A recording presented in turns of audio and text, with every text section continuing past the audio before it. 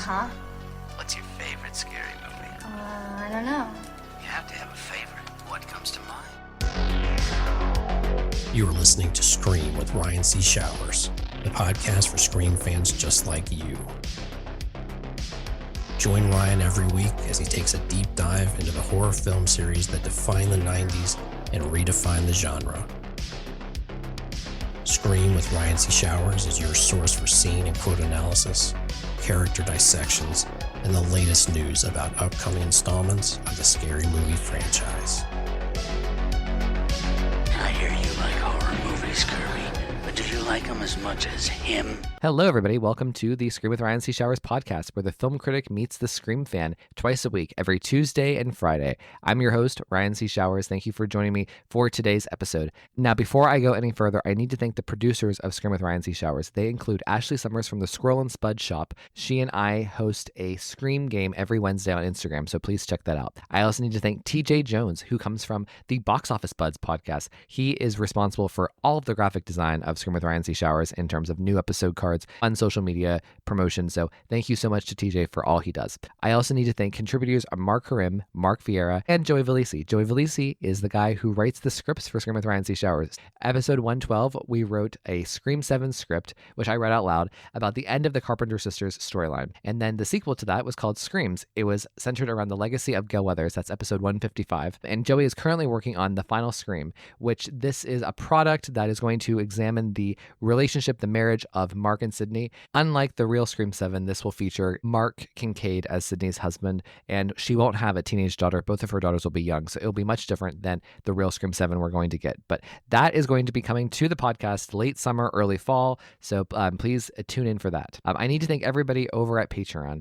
Thank you to everybody who subscribes to the Patreon at any and every tier. I'm an independent entity, so any bit of support that comes into the Patreon goes back into the podcast. Joining the Patreon gets you ad-free and early access to every episode, as well as the opportunity to join the community of the show. We have group chats across social media. In particular, Instagram is really the hub of the podcast community. More importantly, joining the Patreon is the vessel in which you would use to come onto the podcast, either in a one-on-one situation with me or a small panel. In addition, there's a guaranteed invite every month to a big group Zoom recording about a Scream topic. An exciting feature of the podcast is the audio commentary episodes.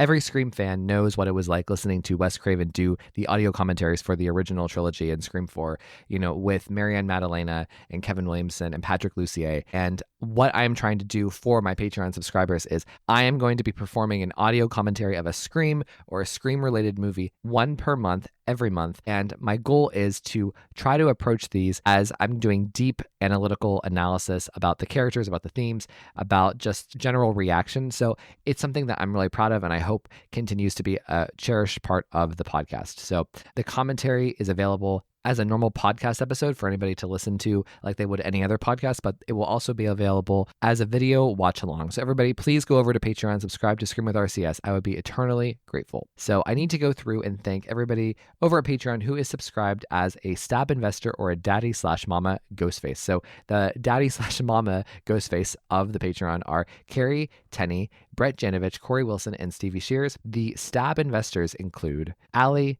Mark Karim, Tamika Jones, David D., Garrison Nichols, Gustavo Mora, Jess Mariano, Joey Nobarini, aka The Vault, Josh Calamari, Josh Carr, Scream Queens podcast, both Josh and Justine, The Horror Project podcast, Justin Weir, Kevin Abner, Mark Vieira, PWO5, aka Philip Douglas, Quentin Harrison, and Sam Levy.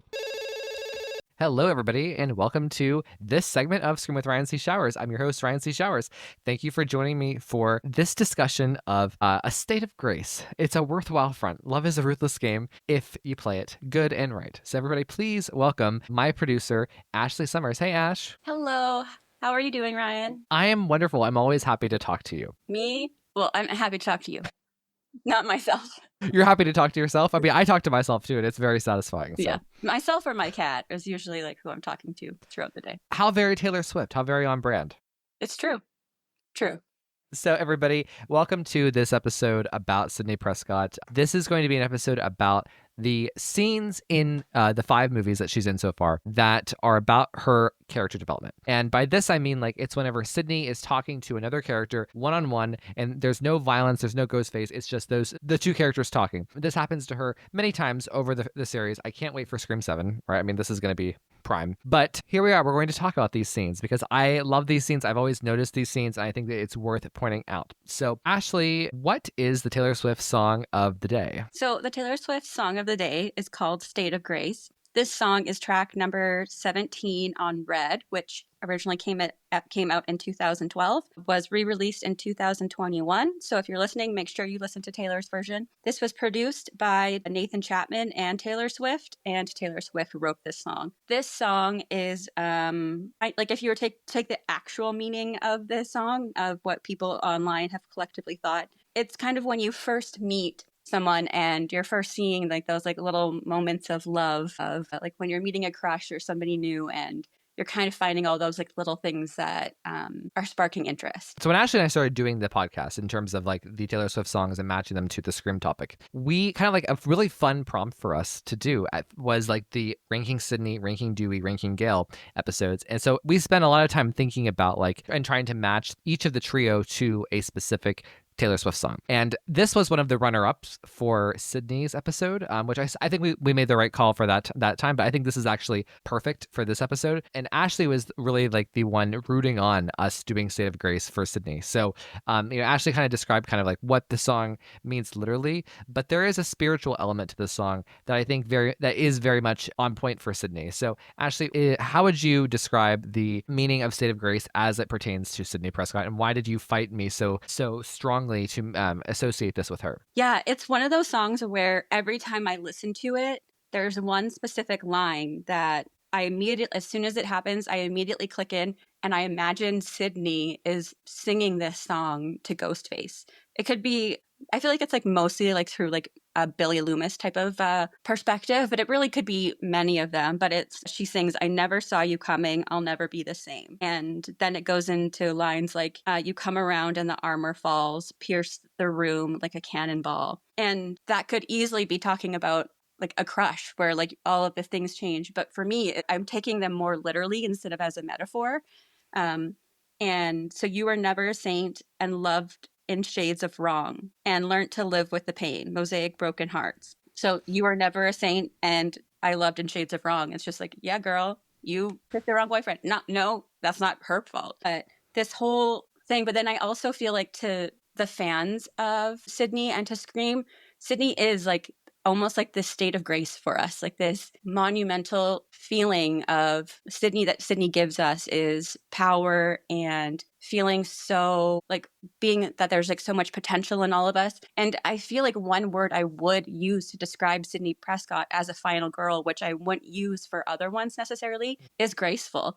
And Right. I feel like she has this lot of grace that she carries herself with, a lot of empathy that she carries herself with. And I feel like throughout those movies, she never loses. I agree with you. I agree with like your earlier points, like kind of like tying it to like, the red of it all, because it's funny, like back when Ashley and I did this like episode in December, I'm sorry, Scream fans, like we really went down the rabbit hole with Taylor Swift and crossing it with Scream in December. We did this episode, but it was a brilliant episode. It was like one of my favorite episodes we've ever done, matching each of the Taylor Swift albums to a Scream character in each of the 6 movies. And Sidney in Scream 1 was red. And it made so much sense for everything that Ashley described earlier on. So, but, in terms of State of Grace, because like, first of all, Red is one of my favorite albums. It's like in the top 3 of like rotating, in terms of like which album is my favorite of the moment right now. So it's definitely been my favorite album. I still count it as my favorite album, but I've listened to State of Grace all the time. And I have never really thought about what she's talking about more so than just like the surface level, because Red is the type of album that is like Taylor experimenting with different genres. So it's not just country, it's not just rock, it's not just R&B, it's not just, folk, it's not just whatever, it's not pop, it's all of the things. And the song that starts out the album is very rock and roll. There's a really strong emphasis on the guitar. So it's easy to like miss the sadness of the song and the depth of the song because just the beat of the song is so cool. But then you get Taylor also released an acoustic version that's later on in the album, and I actually prefer the acoustic version to the original at this point, because you can hear every single word, every syllable, every intended meaning within the acoustic version. So that's all to say. Thinking about this in terms of Sidney Prescott, I wanted to actually figure out like what state of grace actually meant. So I did some research, and I just want to share a couple of definitions. We are going to make a scream point here, people. So continue to listen, please, please, please. Okay, so defined, a state of grace means a state of sanctification by God, the state of someone who is under such divine influence, free from sin. Taylor is talking about that she's reached this level of grace within herself. Like I also see it as very like a state of peacefulness in terms of grace. So she's letting us know that in this moment that she is feeling good and right. And also it's a state of the soul after salvation when sins are forgiven and washed away. So now applying this to Sidney Prescott. Oh my God.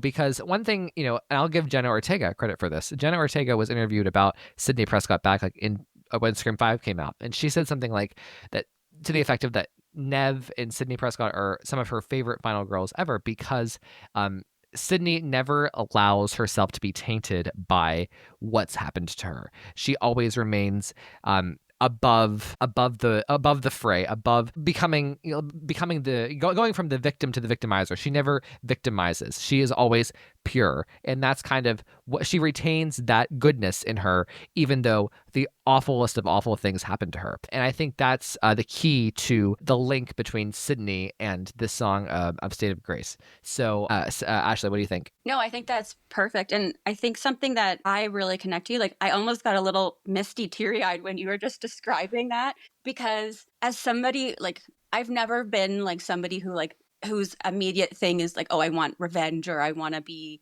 like petty or like angry. Like I'm just like, okay, like I'm just gonna go along with my business. And I feel like I feel like Sidney is more relatable to me than some of the other final girls who, like, don't get me wrong, I love. But I think there's something so strong about not allowing these things to change her. And I think some people kind of see it as weakness that she never just like loses her shit.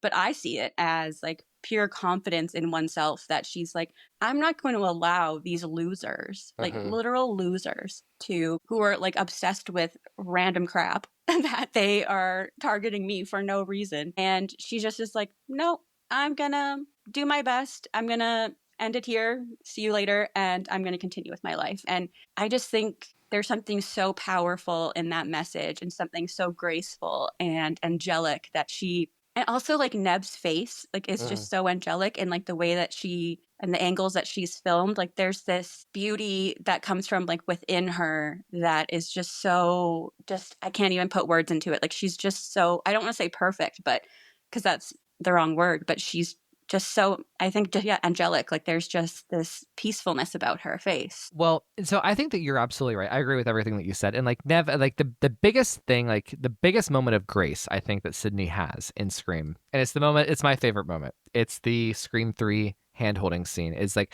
that moment when Sidney, you could look at Roman and say all of this happened because of him. Not only the Ghostface killings, but Maureen's death, the death of her mother. And even in that moment, she shows him grace. She shows that like she's not bitter, that she's still, that there's empathy in her and that there is a strength in her, to be able to give Roman that last moment and hold his hand because they are brother and sister. But, for a normal person, for Ryan Showers, I would be like, revenge. Okay, but that's not Sidney Prescott, and I love that about Sidney Prescott. And people often talk about like, especially like the Melissa Barrera people, they don't understand Sidney. They think that she's boring and that Sam is such an upgrade from her because she is chaotic and extra badass and blah blah blah. And like the key to understanding Sidney Prescott, I think, is the state of grace, is her state of grace, is the grace that she exudes as a character to Ghostface. And when you said to me that this song is like Sidney is talking to Ghostface, like the illusion of Ghostface, like all of, not like individual, like not Billy, not Roman, not Mickey, but just like the big whole of them after she conquers them. I think that is like a really good way of looking at this song and just Sidney overall. Like she is the state of grace. And, I just want to point out, like, this is like part of the chorus, but like, part of the chorus is like, I never saw you coming and I'll never be the same, or will never be the same. And that really is Sidney Prescott in a lot of ways, not only for Ghostface and how she's been impacted by Ghostface, but how Maureen's death has impacted her. In fact, I've argued often that Maureen's death has been harder on her than any of the trauma she experienced in any of the Ghostface killings. And I think that though, like, when I hear these lines, I think of Sidney and Maureen. And, you know, it all goes to show, like, in this episode, we're talking about these scenes that Sidney is having where I mean, because like you could think of State of Grace as like the way that I'm describing it, the way I'm describing Sidney, the way that Jenna describes Sidney, that she doesn't change. But I don't, you know, I disagree with that. I wouldn't say that Sidney doesn't change. I think what these scenes that Cory and I will talk about in this episode, what they do is they develop Sidney and they show who she is. They reveal who she is. They allow her to struggle and work through her emotions, but maintain the state of grace. And that is like the place of victory, you know, for her. And the last thing I'll say is, like, you know, she actually references, "We are alone, just you and me up in your room. Our slates are clean, just twin fire signs, 4 blue eyes," meaning, you know, 2 people talking to each other. And that is what this episode is literally about as it pertains to Sidney. She is developed, she is challenged, she works through herself, and we learn who she is, but morally she is unchanged. And that is why she's the state of grace. Yeah, I completely agree. Like obviously like Sydney changes and she evolves, but like her core morals and her core, like, I feel like this doesn't change her soul. Like it doesn't change, like the impact of these things only make her better, if that makes sense. And I completely agree with what you were saying about Maureen. I feel like any girl, like teenage girl, would want their mom or something like this happens. And obviously she has her dad, who I think is another character who I love. But there's a connection between 2 women understanding what it's like to be a woman in this world. And I think I think that was such beautiful things, what you said. But another lyric that I just love is, "You're my Achilles heel," which I feel like is just like such a thing for like if somebody was like, what's like the bane of your existence? What's your Achilles heel? Most people have like something kind of like small, nothing too crazy. And Sydney would be like, these dumbass ghost faces.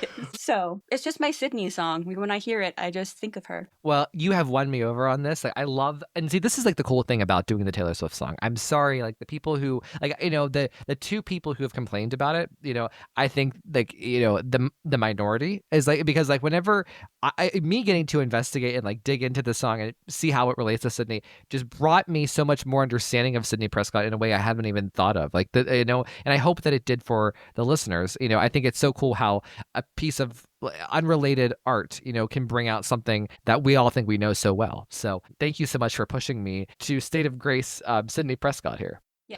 I will never apologize for talking about Taylor Swift. Oh my gosh. So Ash, where can they find you online? You can find me at SquirrelAndSpud9 on Instagram. There you can find a link to my Etsy shop where I have lots of fun Scream, Taylor items, different things like that. And you can also find the Scream puzzle of the week that Ryan and I release. It's always really fun, and I love seeing everybody's answers. And I've literally gotten messages being like, "Do more of these. These are so fun." And that makes me so happy because I make those and then send them to Ryan and TJ being like, "What do you think?" And they're like my little babies, because there's 2 things I love, which are mysteries and puzzles and Ryan. So. Aw, thank you. So I love that. And yes, I'm glad that like TJ is better at them than I am. So hello, everybody, and welcome to Scream with Ryan C. Showers. I'm your host, Ryan C. Showers. Thank you for joining me for this week's episode. So this week's episode I have wanted to do for so long. This is like Ryan C. Showers' catnip, okay? I have thought about this episode for almost 2 years. I remember being like in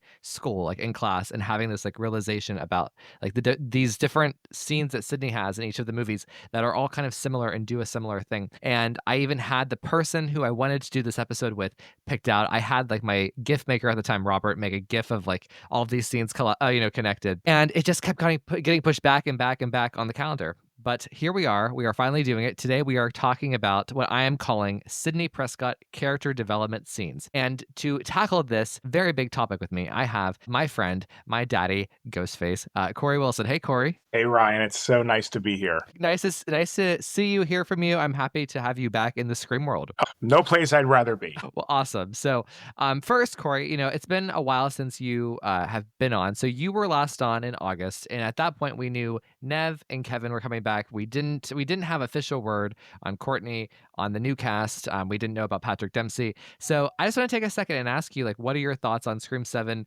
since you were last on, everything that's developed, transpired, and what are you feeling? Well, I'm so excited. And, I wish we could get some more info. I wish that we could hear a little bit more coming out than it's like trying to, rip at the seam to try to get some information. So I wish there was a little bit more tidbits out there. But what we do have, I love. I do, you've said this many times. I think that this is the H2O of the franchise. It's that kind of reset button. And so I'm so excited about that. I'm excited that even though I guess we weren't supposed to know, but I love that David is going to be making an appearance of some sort.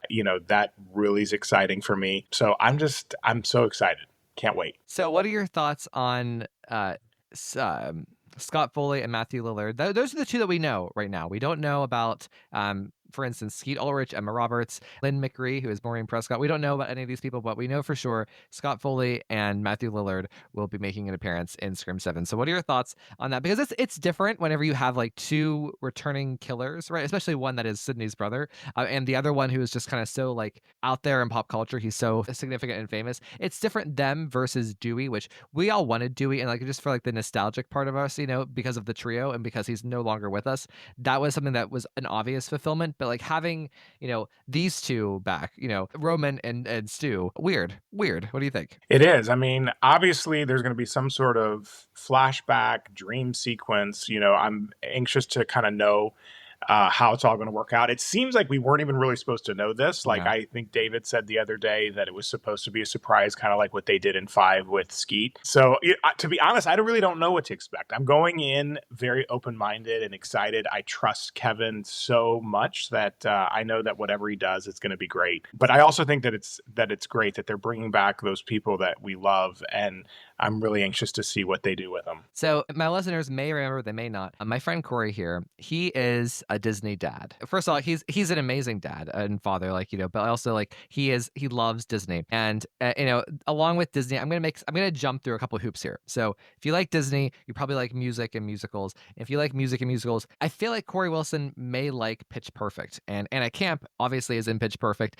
She is going to be in Scream 7, playing Sidney's best friend. And we don't know any more beyond that, but she's also been kind of rocking the circuit with interviews recently. I find her casting so exciting and her potential within the Scream to be exciting. Cory, what are your thoughts? Well, first of all, do you like Pitch Perfect? And two, what are your thoughts on Anna Camp? Love it. Paige, it's one of Paige's favorites. She loves Pitch Perfect, and so I adore it as well. I think that, it just goes back to the casting decisions. I think that, not that Radio Silence didn't, but I just know that this is Kevin's baby, and you can just tell that with every decision that he is kind of weaving the whole thing together. And I know that the casting kind of speaks to that. I mean, we have a really solid lineup of some pretty great performers. So I just cannot wait to see how it all comes together. Right. Well, and there's something like about the cast of this movie that feels more like the cast of the Wes Craven films. I don't know, and I can't really describe it. Like the Radio Silence film, like their casts, like they're odd to me. Like they don't, like in some way, like I think 5 had a decent cast lineup. I think 6, not so much. But like I think that like one of the novelty things that Scream did in the 90s was like have these like cast members who came from like TV shows of the time, popular things at the time, like not like super duper uber famous people, not Tom Cruise, not Brad Pitt, but people who were relevant within like the genre and the world of Scream. And I feel like this movie is starting to kind of bring it back, where there's a little bit of jazz and like really solid underrated actors who are known, if that makes sense, mixed with newcomers. Yeah, no, it harkens back to the 90s and early 2000s. There were some big heavy hitters, obviously Drew Barrymore and then Jada and on and on. And I think that that's exactly what's going on here. I think that they touched on a little bit on that by having Jenna in 5 and 6. So I think that totally helped with the kind of the resurgence of what 5 and 6 did at the box office. So I'm excited to see some of these names. And, I do think, and we'll see, I would love for it to spawn a new franchise, a 6, 7, and 8. So we'll see. I'm going to keep my fingers crossed. My gut tells me that it's going to be an H2O. It's going to kind of be a bookend to 5 and 6 and kind of sit. And then we probably are going to have to go another while while before we see another one, but I'm hoping that it blows up at the box office and that they have no choice but to keep it going. See, the thing is, like, I actually disagree. I think that seeing it as a bookend is, I think that's reasonable, and I think that's like what a circumspect person would do. If you want to keep your emotions intact, right, and not be set up for disappointment, see this as a one and done movie, a standalone movie. I just feel as though, well, first of all, Scream 8 is already allegedly in production, right? Or like there are thoughts of it, rumblings, but I just, from what I've been told and everything that we've observed from Scream and Spyglass so far, it seems as though they really want to milk the IP of Scream for as much as they can. And I don't think that has to seem like a bad thing. I think, like, I've been told actually, the plan all along was to do these 3 movies with Sam Carpenter and then do 3 movies with Sidney Prescott and her family. So the plan was always to go here and develop this story and hopefully, into longer form. But I think that it's more likely than not that we'll get a Scream 8 and 9. I really do. I think that this... I'm going to latch onto your optimism. I will say my gut told me that Patrick wasn't going to come back, and I allowed myself to get very disappointed over that news. So I'm going to just stay cautiously optimistic. I think that's fair. And regardless, like, because like when we look back at H2O, it's weird. When people look back at Halloween H2O, I don't hear anybody kind of complaining like, oh, I wish there had been more after Halloween H2O. I wish there would have been, a sequel to Halloween H2O or a trilogy following H2O.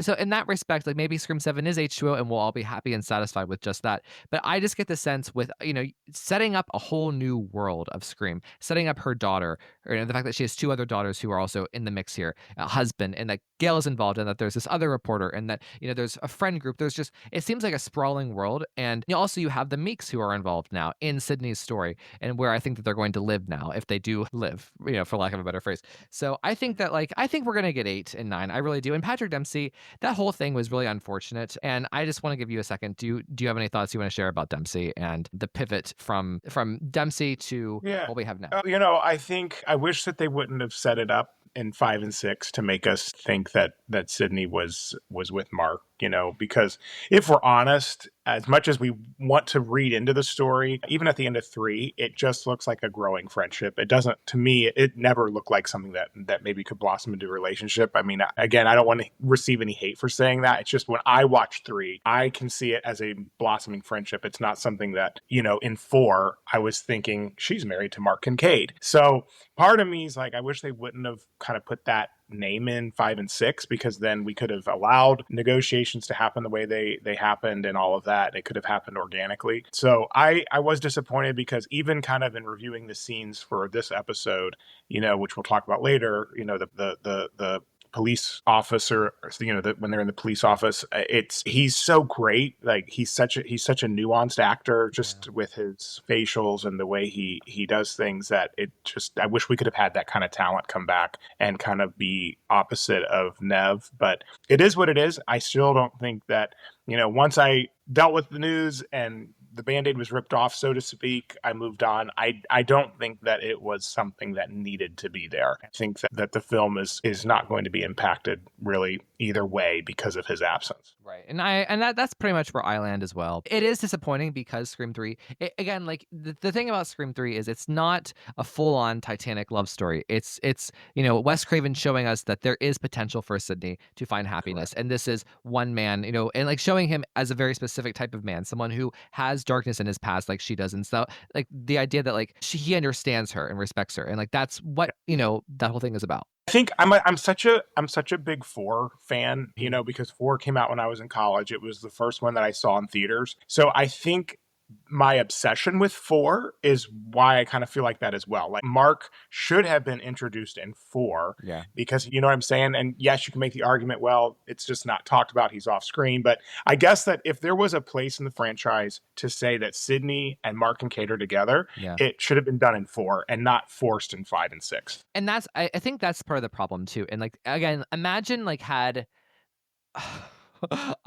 had Radio Silence not run around. And it's not even in the film itself. In 5 and 6, they never actually say Mark Kincaid. They just say Mark. Had they just not done that. And to me, like, when I reflect back on Radio Silence, like promoting 5 and 6, like I find it to be so juvenile, like in the way that, especially the Kincaid thing, like it just felt like, like a little kid, like in high school, like running and like, pretending to have done something so clever, thinking that they did something so clever and imaginative. And the adults are like, yeah, sure, that's cute. But like, instead instead of just allowing like the nuance and the mystery there and allowing fans to potentially think, ooh, that's Mark Kincaid, they ran around and screamed it from the high heavens. And then that set an expectation for everybody. And, had that expectation never been set, I think people's hopes never would have been up. And I'm sure that it would have, Nev and Kevin and Spyglass and whoever was negotiating for Patrick probably wouldn't have been so stressed out in the month of December, right? So it all works out. So, okay, Cory, Mr. Wilson. All right. So I had this idea, I'm thinking about Sidney Prescott and like how something that makes her unique as a final girl that I don't think a lot of final girls get. And speaking of H2O, because I was actually just like in the shower this morning thinking about this, Laurie Strode in H2O has very similar scenes that Sidney Prescott does in H2O that Sidney has in her films. So it's these moments where it's just Nev Campbell talking with another actor in each of the 5 movies. And it's, these scenes bring out some deep character development of who Sidney is as a person, as a human being, and wherever she's going in the movie and how she's changing and evolving, or just describing where she is in her life. And it's, these aren't violent scenes. There isn't ghost face. There isn't fear. It's simply just discussion and character building and growth. And I think scenes like this are why Sidney Prescott is so beloved, and why, not only is she so beloved by the fans, but also why I think that Sidney Prescott and the Scream franchise overall is true art, is because you have scenes like this. It's so funny you say that. I actually wrote that when I was preparing for the podcast today. It's like, here we are on a horror podcast, essentially, right? Talking about the Scream franchise when the entire episode has not one scene that we're discussing that has any sort of blood, guts, or gore or suspense. We're literally just talking about character development. And it is, to me, why the franchise is so successful and why we're sitting here talking about it, right? Like it's that character development. It's the nuance of people like Nev Campbell, such a brilliant actress. And so I'm excited to jump in and talk about these scenes. All right, well, let's do it. So, the first one, and like, there are many scenes in Scream 1 where you can kind of say that there's their character development for Sidney, but a lot of it has to do with like her reflecting back on like the specifics of like the trial and the murder and her feelings and like what her mom was up to, what her dad was up to, blah blah blah. Like there are many scenes like that. But I didn't include all of them. I picked one, and this is like the most obvious one where I feel like this is like the Nev Campbell Oscar moment, the clip that would play at the Oscars, right? And that is Sidney and Billy in the bedroom at Stu's house before they have sex. And it's such a cool scene, and I've always been taken by it, and like the way that Wes Craven films it, and like the way that he puts the camera like and frames Nev and frames Skeet, and like this really intense emotional conversation. So Cory, what are your thoughts on this scene? Well, first of all, one of the things I love that Wes does, and of course they talk about it, it's not like he invented it, but I love the dogs barking, the birds in the background, like all of those kind of noises that he always adds. So this scene, of course, begins with kind of the dog barking in the distance. And, I think that, it's kind of how you were saying. I feel that Sidney is Scream. I don't know, 6 is great for what it is on the surface, but at the end of the day, I think that Scream is Sidney and Sidney is Scream. And, they start that conversation with him talking about being selfish, and she interrupts him and says, no, I'm the selfish one. And again, we're seeing just how she is it's one of the things we love about her, right? Like, she's not the selfish one. She's actually the most selfless. And here she is admitting to her boyfriend, who she's trying so hard to be everything that he's wanting her to be, or that she perceives him wanting to be, and that he's demanding of her, really. And she's saying, no, I'm the selfish one. You haven't been selfish. I've been selfish. I'm dealing with this post-traumatic stress, and I'm trying to navigate who my mom was. I don't want to be the bad seed, she says that. It's such a stark comparison to, of course, her mom, right? And then you have the fact that she's about to lose her virginity. The rules have been established of you're not supposed to have sex, and here she is about to do the thing that she's kind of resisted the entire film. So I think we see her purity here. We see Sidney's purity of just the good that she is and the good that she brings, and then that's in contrast, of course, to her evil, sadistic boyfriend. Well, I love everything that you say here, because it's absolutely true. Like, it's, the way I see this scene is like, I see Sidney in this scene, like the whole movie, she's kind of balancing like wanting to be a good girlfriend to Billy, right? Which, is to give him more affection, to give in to him physically, whatever, and dealing with her own stuff at the time, which is the anniversary of her mother's death and being attacked herself and all the trauma that's going on with that. And like here, I feel like, before this scene, she's prioritizing herself and her trauma, and she's just living in, everything, all the dramatic stuff that's going on in her life and all of her past hurt feelings.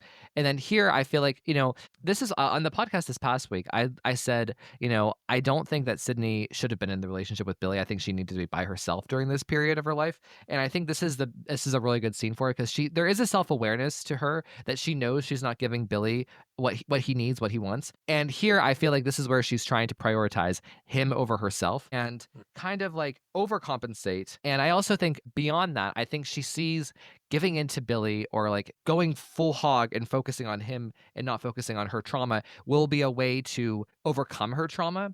And I think that by the end she realizes that the only way that she overcomes her trauma, and this kind of goes to Scream 3 over all three movies, is for her to confront what her trauma is, instead of trying to use vessels like giving into Billy and having sex and losing her virginity to solve that trauma. What do you think, Cor? I love that. I think that it's exactly what she's doing, is maybe this will be a way to help me kind of deal with all of the post-traumatic stress. And, and also I think that just her genuine love for Billy at that moment, right? She really does want to please him. She wants to, give as much love as she can. And of course the genre, I love the whole that of course become iconic to the film, to the franchise, in that her, maybe a good porno. So exactly. All right. Well, so let's now go to Scream 2. Now, I think Scream 2, weirdly, of like the Sidney led movies, she has a lot of screen time in Scream 2. We follow her perspective, of course, but it was hard for me to really narrow down like character development scenes like in the same way that the others have them. Like we see a lot of Sidney in her personality at college and whatever else, but I think like the best example of her character development in the way that's similar to the scene we just said, and the other scenes that will follow here, where it's just two characters talking about the psychology of Sidney. And that is the theater scene with Gus, where Sidney and Gus they're not even really talking about Sidney herself. They're talking about Cassandra and the layers of who Sidney is in relation to Cassandra. And of course, it culminates in him trying to get her to admit that she's a fighter and that she means it. So, Cory, what are your thoughts on this scene? I've said it to you before. This is one of my all-time favorites. I was a theater teacher in a past life, and so I love theater, and I love the role that it has, and especially, I just love the whole relationship there. It's such a simple, very small scene, but it's so powerful.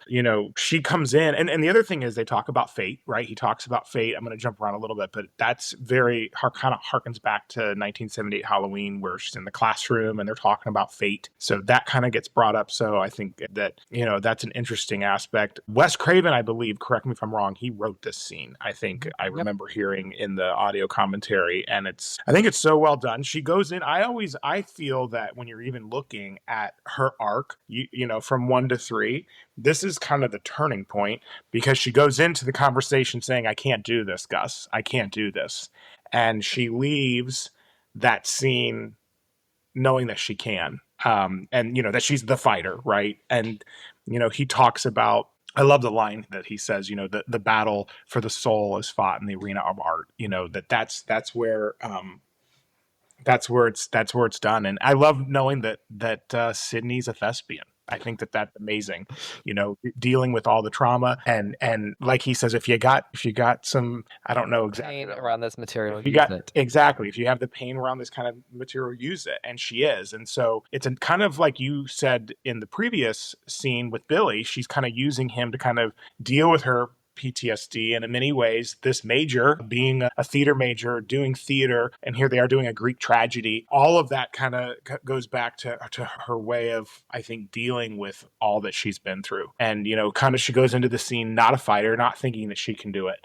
and then leaving believing that she can. Yeah. And I think that you hit the nail on the head. And if you know about this, right, this is the middle of the trilogy. Like this is like the 1 hour mark of Scream 2, right? Like just before Randy's death. Like this is like the halfway point of Scream 1 to Scream 3. So it's very much the midpoint of her arc and this turning point. And I think that, like, kind of going off of like what we talked about with Scream 1 a little bit is like, Sidney, and like her entire arc in Scream 3 is about her getting that call, hiding, and then getting that call in the police station where she's forced to make the choice to go save Gail and Dewey and face all of this and learn about her mother or continue to hide. And I think this ties in with what Wes is talking to her about here. Not Wes, Gus. Wes and Gus. They should have just named him Wes. Come on, Wes, what were you thinking? Yeah. So, this is, yes, the moment where she has to kind of begin to accept that she has to become a fighter.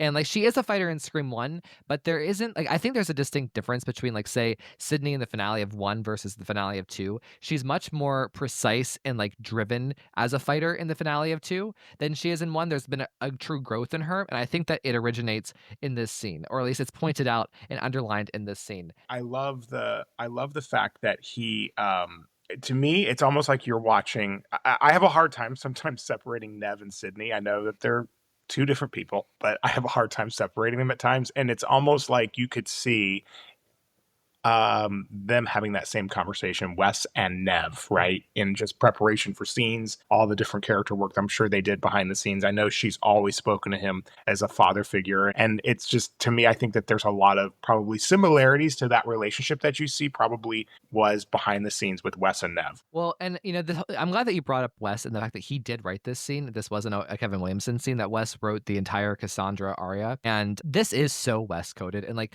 I love Kevin and I have a lot of respect for him. I have so much like genuine joy and warm feelings toward him, especially now that he came in to kind of save Scream 7 and for everything that he did for within Scream, but also out of Scream in the 90s. But in my opinion, I started out this show back like in 2021 being like the, Wes Craven is it and only it. And like, I think you can see how much this scene is Wes coded, if that makes sense.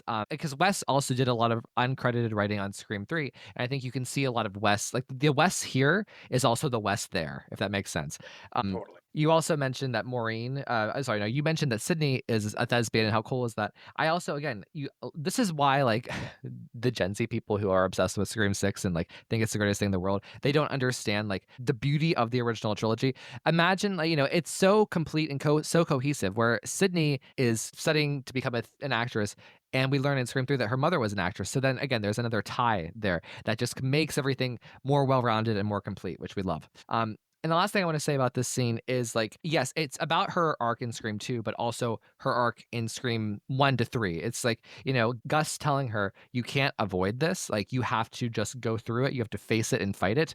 And, getting her to that moment, getting her to that place, I think is really important. Like, I think you could summarize almost like Sidney's entire character arc in 1 to 3 in this one scene. Cool. That's one of my absolute favorites. All right. So let's now move on to my baby, my place, my house, my kingdom, Scream 3. So there are 2 here for Scream 3, and I think that it would be a shame to not include both of them, because they're both, I think it kind of shows Sidney, like, at the beginning, being more guarded, but also revealing something about herself, and then she's more vulnerable and discloses a lot more to a stranger in the second scene. So the first scene that I wanted to talk about is Sidney talking to Neil, her father, about Cotton's death at the beginning of the movie before she has the nightmare about her mother. And she says psychos can't kill what they can't find. And basically Neil in the scene is pleading for her to come out and live her life again and not live in fear or not live in isolation, that the isolation isn't helping her. And she's so certain of it that this is the only way. So, Cory, what are your thoughts on this scene? So many thoughts. One of the first things that I feel in this scene that I think, I'll probably bring up the rest of the episode and I'll sing to the rooftops is, this is I think why the motives need to be personal. I think that's the thing that was lacking in 5, in my opinion. It's just that for me, the motive wasn't believable. When you look at 1, 2, 3, and 4, and I guess you could argue 6, but the motive is so personal that the whole time you're watching this horror film, you're wondering, why is this person doing it? And then that's why in the final act, when the killer reveals themselves and you understand why that broken person did all this all of this killing, it helps, I guess, us make sense of it. And so when you see her in this scene, it kind of goes back to that. It goes back to her talking about why did mom have so many secrets? She still can't get over that. She's still, which is why, I think that 3 is finally getting the recognition it deserves all these years later. But the writing is so well done, and there's no other place that we should have gone. I'm glad we didn't get, the Matthew Lillard from a prison cell trying to orchestrate a comeback. Like it is exactly where we needed to go, is to further understand her mom, because she says, none of this would have happened if she didn't have so many secrets. And so, she's kind of unraveling all of that, but it goes back to the family, right? It goes back to those things in that Prescott family history and that past, and Maureen and all of that. And all of that is the reason that the story happened to begin with. So it's one of the things I'm hoping for 7, is that it's a very, very personal motive as to why the killer is doing what they're doing. And I think, it's one of the reasons why this scene works, because it always goes back to Maureen Prescott and her trying to make sense of what happened, who her mom was, and why all of this has happened to her. And, this is, in some ways, this scene is like the thesis statement of Sidney's character arc and where she is in Scream 3, in terms of like the dwelling she's doing about her mother. Like, she's not even like, it's always struck me like Sydney's more consumed by her mother and not knowing and understanding her and being in her death, versus all the trauma that she personally experienced at the hands of Ghostface. And maybe she just skips over that in her mind and she just goes straight to her mom, because that was the original sin that caused everything else to happen. But it is, in terms of her like curiosity about her mother and her family secrets, and just feeling like she's been put through hell and she doesn't really know why.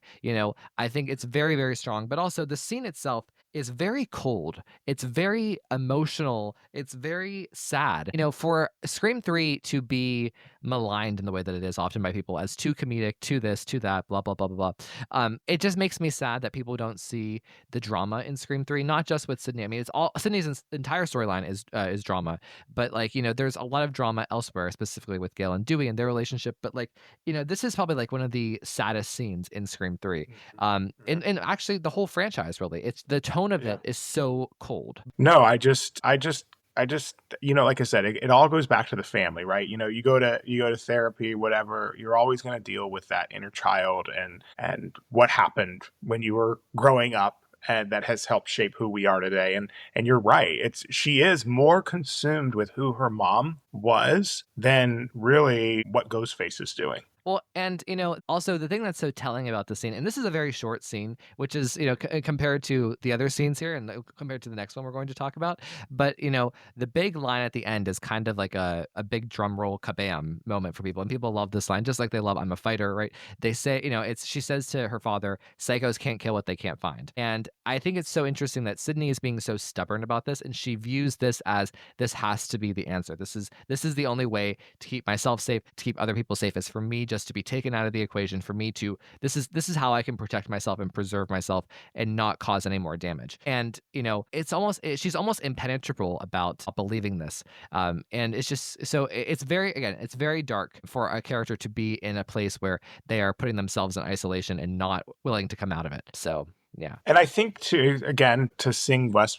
Craven's praises again, it's one of the things that I love about his films is that I feel like they're so rooted in logic. Like, it just makes logical sense that after Scream 2, she would become a recluse. That just makes logical sense, And then that's kind of her answer to that. Like you said, psychos can't kill what they can't find. Mm-hmm. She's doing what would be expected, and it makes the whole story so much more believable. So let's now transition to the next scene, which is Sidney and Kincaid talking at the police station. So, and this is 3 times the length of that scene that we just talked about with her father, both from Scream 3, and this has always been one of my favorite scenes. Like, probably my favorite non-violent scene in Scream is this scene. And I just, first of all, just as an adult film critic, right, I think this scene is very impressive and very notable, again, for the type of movie that Scream 3 is. It's a slasher. It's a lot of people try to emphasize the comedy to ridicule it, which I think is wrong. When you look at this scene, it is like pure adult,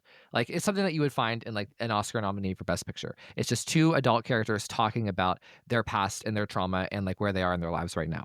So, Corey, what are your thoughts on the Sidney and Kincaid scene at the police station? Yeah, I mean, it opens with him kind of talking about the violence that he sees every day, and here coming on, having seen 2.5 films up to this point of tons of violence by the hands of Ghostface, hearing him talk about being haunted and ghosts that won't go away, and that you're watching the scary movie alone. So many different things. His lines here are so well written. There's so many loaded things that he's saying, and that, of course, Sidney can relate to on multiple levels. One of my favorite parts of this scene is there's a shift that happens where Patrick is, I could not do it justice, but he kind of leans in, right? And he looks at her and he tilts his head. What did you know about your mother? One of my favorite parts, because then we get to hear really what Sidney thinks and what she says. And ultimately, she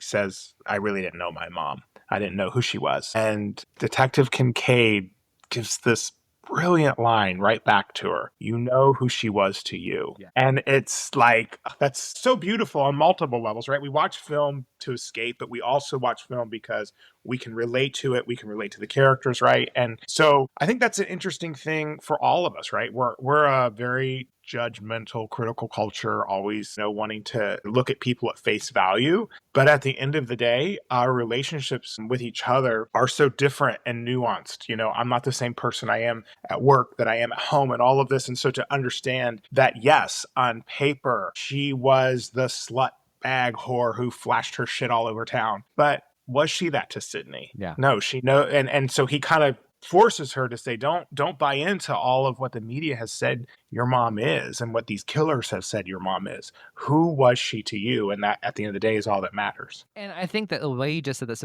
I've had goosebumps for like the past 60 seconds of you talking about this. I think like you're so right. And I think this is a crucial step for her. It's not just, this scene I think does a lot to reveal Sidney and like what's going on inside her. But I also think it does something to progress Sidney, where she does, I think what Kincaid tells her there, that stays with her. And I think that it's part of her growing and accepting who her mom was to her versus who she was, to Milton, who she was to Roman.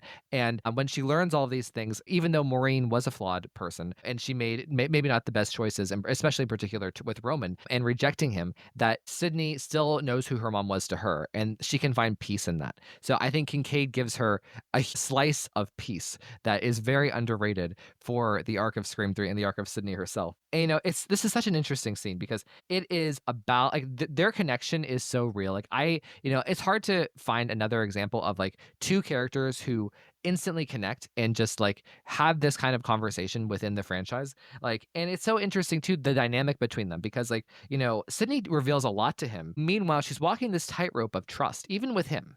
It's sometimes people say like it's easier to open up to a stranger than it is to somebody who's very close to you because there's a judgment. But with Kincaid, it's even worse, because like, he's a suspect. He is a new friend. He's her protector right now. He could be a potential romance. She doesn't know if he's the killer. Like, it's so, who he is to her is so undefined. And I think that's what allows Sidney to kind of be more vulnerable. And kind of like, I love what you said about the shift, because it starts out with Sidney kind of quizzing him, trying to figure out who he is and what his vibe is as a suspect. And then it evolves to a discussion where it becomes a deeper connection that I guess is a friendship connection that a lot of people have interpreted to be the potential for a romance, right? But, I love that you brought up these like specific lines that they have. And it's so interesting to me that Sidney talks about, like, I thought my mom was perfect. I thought my family was perfect, and I was wrong. And I think a lot of young people growing up and realizing like the skeletons in your family's closet, a lot of people have that moment where they think that growing up, they live in this wonderful thing. And like, then the truth comes out about certain things, and like having to deal with that and cope with that, let alone with Sidney, where there's a murder involved and there's sexual assault involved, and like, there's a horrific trial involved, so it's very intense, right?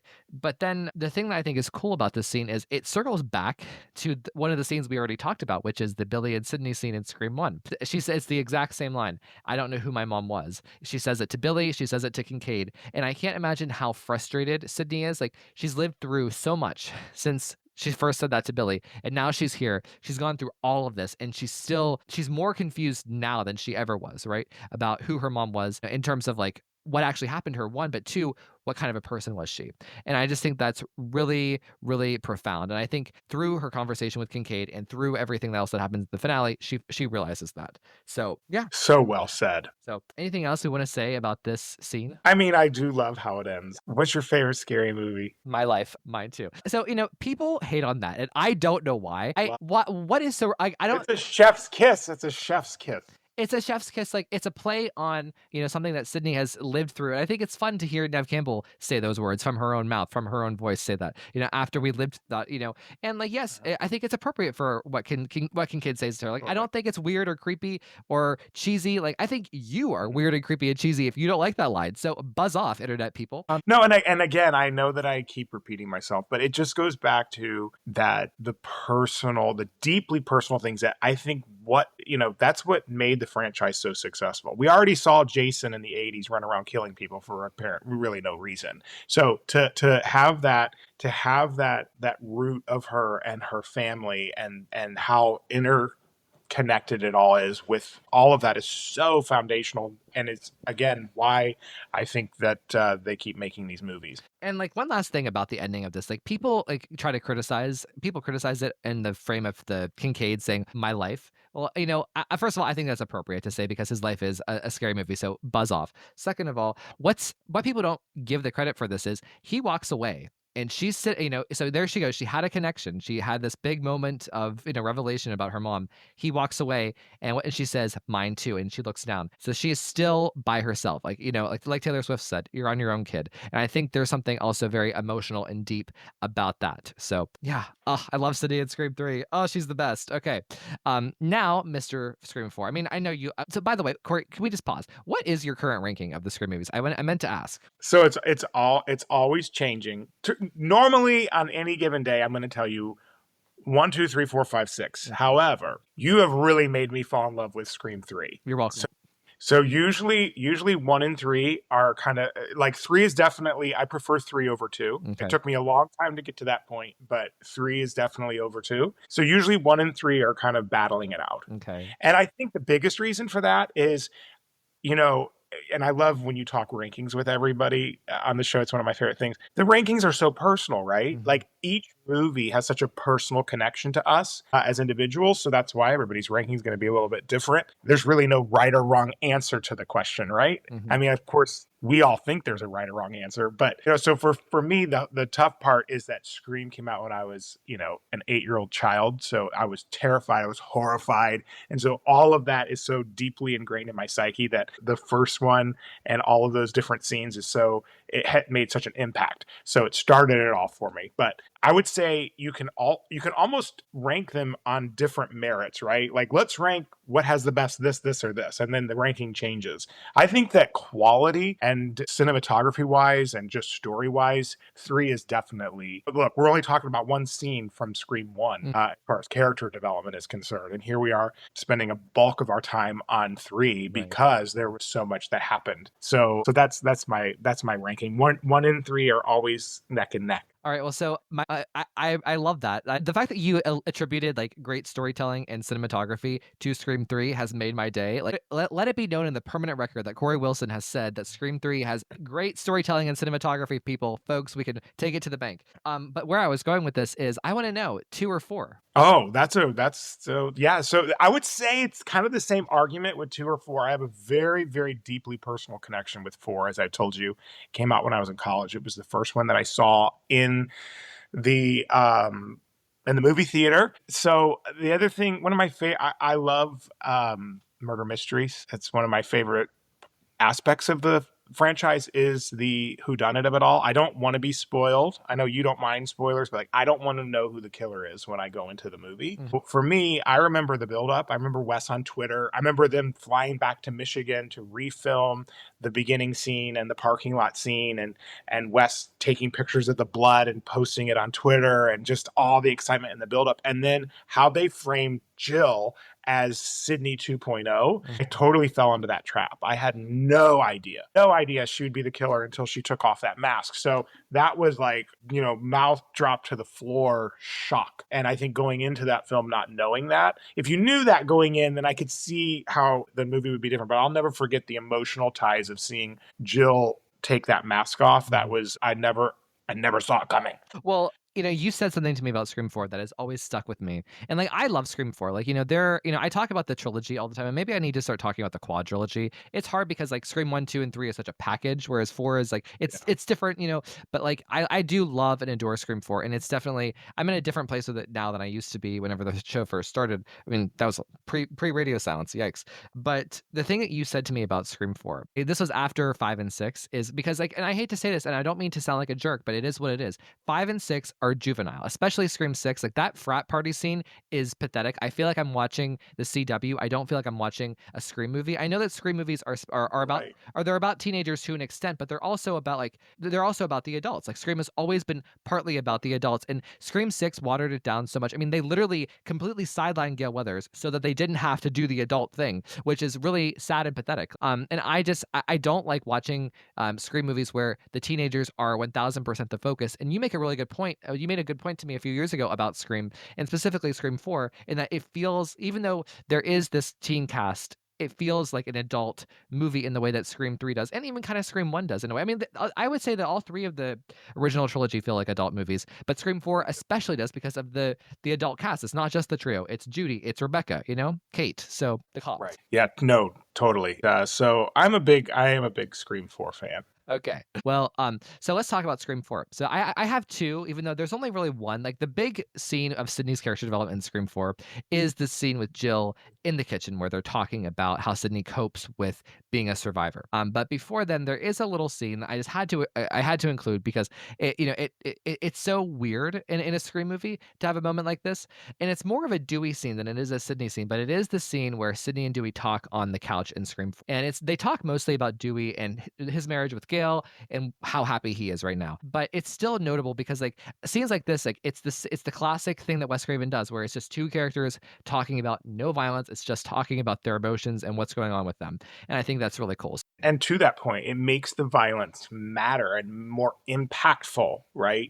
Because he does all of that work as a filmmaker. So I've said this before, and I believe that the trio is something that should have never been separated. I believe that Dewey should have never been killed. To kind of quote Scream 4, the unexpected is the new cliche. Everybody knew that they were going to want to kill one of the characters off. It was expected. It wasn't shocking. It was not shocking to see Dewey die in Scream 5. It wasn't. We knew it was coming. And so it's almost like they shouldn't have done it because we all expected it. And they should just establish that we need all three of these pieces. I think it's one of the reasons why Courtney, campaign to have David brought back, because she knows, it's her fucking ex-husband, for God's sake, and she wants him back because she knows that that was the piece missing. Like, you need all three. I hate that Radio Silence didn't give us a scene with all three, and that Nev and David are talking on the phone, but I digress. We're not talking about that. We're talking about this beautiful scene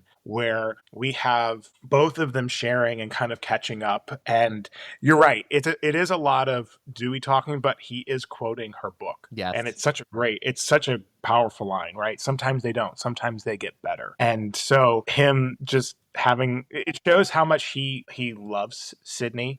He has always been the big brother, right? He's always been kind of the surrogate big brother. He's given her that peace and that stability that she has needed to get through all that she's gone through. It hasn't really been Gail, right? Gail is more a nemesis for most of the franchise, but Dewey is who has been there as the rock and as the person that she has gone to survive all of these films. And then to that note, the fact that he has the page number memorized and quotes, from her book. It's just really, really a beautiful exchange. And, it really establishes, I think, it helps kind of fill in the gaps of what's happened over the last 10 years as well. It's beautiful. I love that scene so much. And like, there's something too, like I agree with everything you said, but like also there's something too about like he is validating her in a way, because it's a very, and like this kind of ties into the conversation with Jill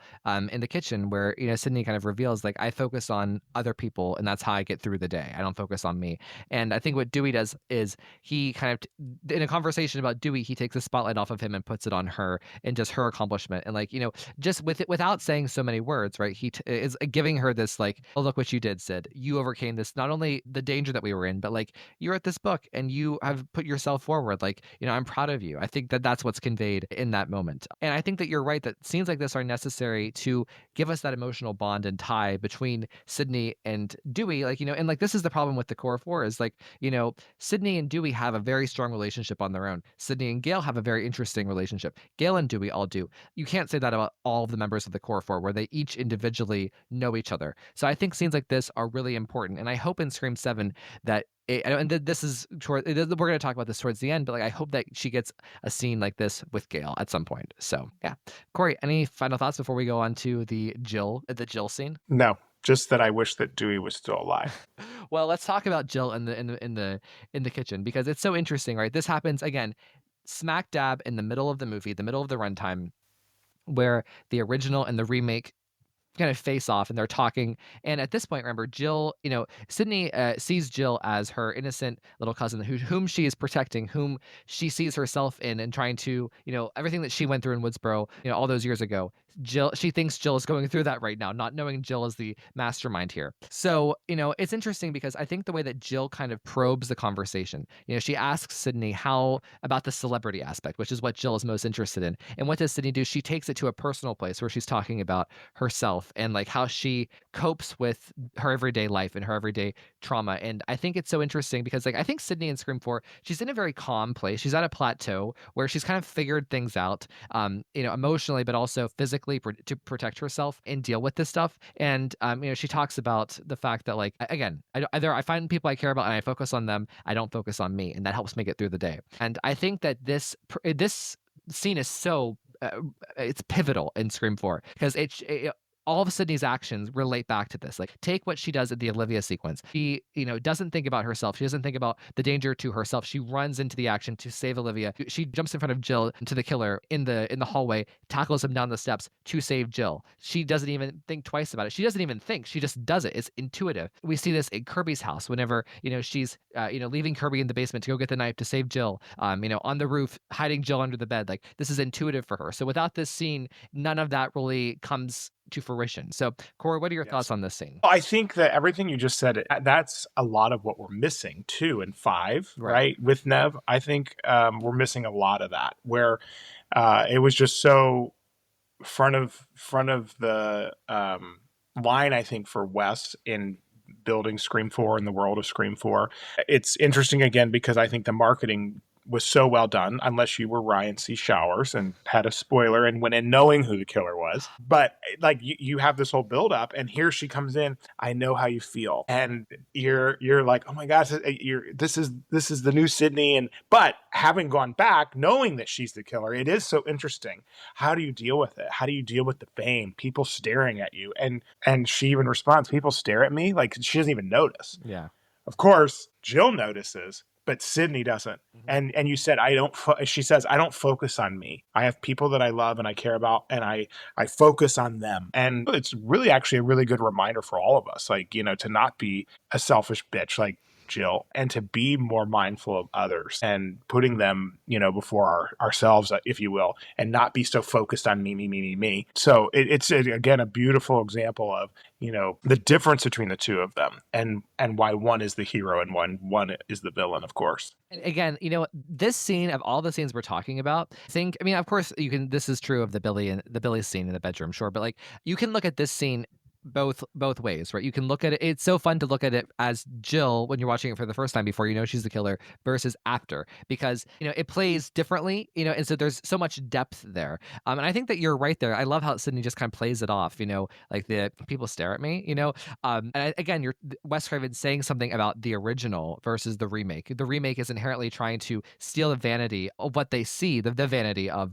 the original being, without actually inhibiting the insides, the internal beauty of what the original is. And I think that's part of the message of Scream 4 overall that also comes out in this scene. Such a good scene. Oh my god, now I want to watch Scream 4.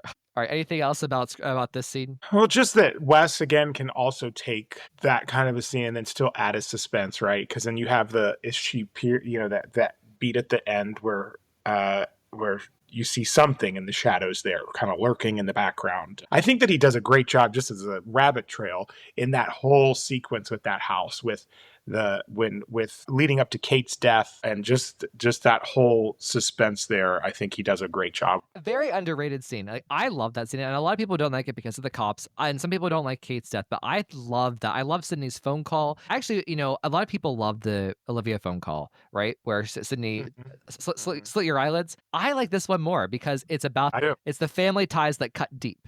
I bet that was a West line. It had to be, and because it ties into Roman, it ties into everything with Maureen. That is Scream, and which is why Sydney is such a compelling heroine. So I agree with you. I love the whole scene, and too. Again, I kind of talked about Sydney being at this plateau. We get to see Sydney living her life, somewhat as a normal human being, despite all the killings going on. Like, she's making tea. She's just, hanging around the house. Like, that, I think, is part of something we didn't get to see in the original trilogy because she hadn't reached that character arc yet. She hadn't reached that courage, that self-actualization that happens in Scream 3. And so I think that's all part of her in Scream 4, in addition to what she's telling Jill about, focusing on everybody else. So yeah. All right. So there's one last scene, and this was actually very difficult for me. I was like, what could we even pick from Scream 5, right, to be the Sidney character development scene? Because Scream 5 doesn't really do a lot for Sidney as a character. I think they leave Sidney on the cutting room floor as a character. There is no reason that Sidney couldn't have had a scene talking in the way that she does with Dewey, in Scream 4, or even her dad in Scream 3. It could have been short. We don't really get that. So I kind of picked the scene where she and Gail go to Sam and kind of plead about getting her help, because we hear some lines in that about Sidney, and that she has kids and she won't rest until this person is in the ground. And it's hard because, again, there's part of this scene is very plot driven, but also I think there are shades of the character in it. And I do kind of like this idea. And it's the sad thing about Sidney and Sam. I think that there could have been actually a lot of gold mined from that relationship between Sam and Sidney. Very awkward, very uncomfortable, but kind of necessary. I don't know. What are your thoughts here? Oh, you're right. There was a lot. I think that there was a lot that we missed that could have been developed further. It's hard really to talk character development in regards to Scream 5, because I do think that they left a lot on the table that they didn't mind for, but we still have a few of it. So you picked exactly the right scene. I think she said, she says, I tried running too. Yeah. And now she's kind of in this place of, she's kind of like Gus, right? Like she now is the one giving advice. She's the one who's reminding somebody that they're a fighter, mm-hmm. and that you can't run from it and you have to face your fate, if you will. So I love seeing that motherly figure come out. I mean, you see it too when she's with Jill in the previous scene that we talked about. I know what it's like. I know what you're going through. So I think that was beautiful to kind of be there and to remind her, you can't run. So what did you think? One of the big moments of the trailer back in 2021 was Sidney saying to Sam, I've been through this a lot, and that image of Nev has been so replicated on social media, right, over and over. And that's also plays into this too. And again, I also think it shows Sidney as humble. Like, she doesn't say, I've been through this 5 times and I succeeded here and this and that. Like, she's just saying, I've been through this a lot. I kind of know. Do you want to talk? And I think that it's also very interesting of Sidney. She doesn't bombard Sam. Like, Gail is the bombarder, right? Whereas Sidney, she knows that whenever she was bombarded or people tried to tell her what to do back in the day, that she didn't respond to that well, especially someone who's as hot-headed as Sam. So even when Sam refuses to help them out or team up with them, she just says, okay, good luck, and follows her because, even though Sam isn't being compliant, Sidney knows where this is going to go. Sidney knows how it's going to end up. So she, she's trying to stay on top of it while giving Sam her space to live and breathe, if that makes sense. Totally. But no, and that's the sad thing, because there's so much that we don't know about Sidney and Scream 5. There's so much that was untold, that was, that's implied that we didn't get to see. And there's so much that we should have been able to know and see about Sidney. And it's a disappointment. Like, I remember leaving Scream 5 thinking, especially with the way it was built up in the trailers, that like I was so let down because Sidney didn't even get a big moment. She didn't get a big moment in the movie. Whereas Gail and Dewey, they got their moments, but Sidney didn't, and that always kind of just made me really down and sad. No, totally agree. And like her big moment, I guess, was shooting the doors, like that scene in the house, which is nice, it's cute, but compare that to the Scream 3, where she's actually like in the Stab 3 house, is like Martin Scorsese versus C-list horror movie that came out that was made for $5,000. I mean, and just watching it, I watched the scene the other day kind of to prepare, and it's just I know I'm gonna get some hate for this, but it's like I don't think those two movies are gonna age well. They aren't already. I'm looking at it, I'm like, oh my god, and it's just, I'm glad that we have them. I'm glad that they exist. I'm glad we got to experience it, because it was fun to undergo this over the past couple of years. But this is Scream 7 is like the moment that we've been waiting for. This is Sidney's moment, which leads us into our next part. It does. I want to just hit one thing real quick too. The one thing I will say for Sidney in Scream 5, I love the line that she ends on, the "I'll survive, I always do." And again, it's pretty vague, and it doesn't really tell us a lot about her character development, but it's very poetic. So I mean, there is some effort in drama here that I like with Sidney in Scream 5, but it's not delivered in the way that it should be. It's not delivered in the volume that it should be. Yeah, I think that overall, even though Nev is badass and she looks great, it's just I think people are going to look back on this, and like you said, Scream 5 and 6 aren't aging well. So it's amazing to think about when Scream 5 came out, and the insincere people on social media who said, "Oh, this is the best sequel since the original. It's better than Scream 2." And it's such a bummer, because like it's not. And like the way that like the Scream rankings used to be, like Scream 5, I would say, was in the middle or the top middle of people. Now there are so many people who just put it in last place. It's kind of surprising. I actually think that if a poll was taken, Scream 5 would be at the bottom of most rankings, even below Scream 6, because a lot of people like Scream 6 for the creativity and can overlook the goofy aspects. But I don't know. So core. All right, let's move on to Scream 7. So Cory, we've talked a lot about Sidney's character development here. What would you like to see from Sidney in a scene like this in Scream 7? So I love this. I love that we're going to talk about this. So first of all, we've seen so many, and again, lots of people out there saying Sidney's story's over. Well, our story's never over, so we die, right? And I do believe that Sidney is Scream and Scream is Sidney. I know not everybody will agree with me on that, but that is just how I feel. Very similar to Laurie Strode and Michael Myers. But at any rate, we've seen her be the fighter. Like, we've seen her take the run across to the house next door and throw the vase into the window and go try to rescue Olivia, jump in front of Ghostface to help Jill. So we've seen her come through and shoot the gun, right? And put the bullet holes over her. I actually really want to see kind of a relapsed Sidney. Yeah. I want to see her a little bit relapsed, a little bit struggling. I think we're going to have to, right? If it's a Sidney focused story, she can't just be the badass the whole time. So I would like to see a struggling Sidney, something where I don't know if she opens that way, where she's already struggling as the film opens. I think that's maybe what I would prefer. So then we can use the film to kind of understand what it is that has her relapsing, if you will. I don't even know if that's the right phrase. It's just the best one I can think of. So that's what I'd like to see. I would like to see her struggling. And with that, I'm really hoping that the motive is personal, not just some film geek that wanted to do a remake. Like, I want to have a very, very personally and poignant motive that makes sense. So those are kind of things I'm looking for. I know I'm kind of speaking vague. I'm not talking like scene for scene, of course, but that's what I would love to see in this. I think you said at one time we were talking and you said, yeah, I'd love for them to kind of, I think, itch that scar or something. I don't remember exactly the phrase you used, but I think that you're right in terms of Sydney is going to have a relapse in Scream 7. Like she isn't going to be the Sydney we saw in Scream 5. Because and also like the Sydney in Scream 5 is a snapshot of what she's like on a daily basis. Like, if you were to if let's just say Laurie Strode in H2O had come as a cameo in the previous movie, she probably would have looked really well put together and really badass.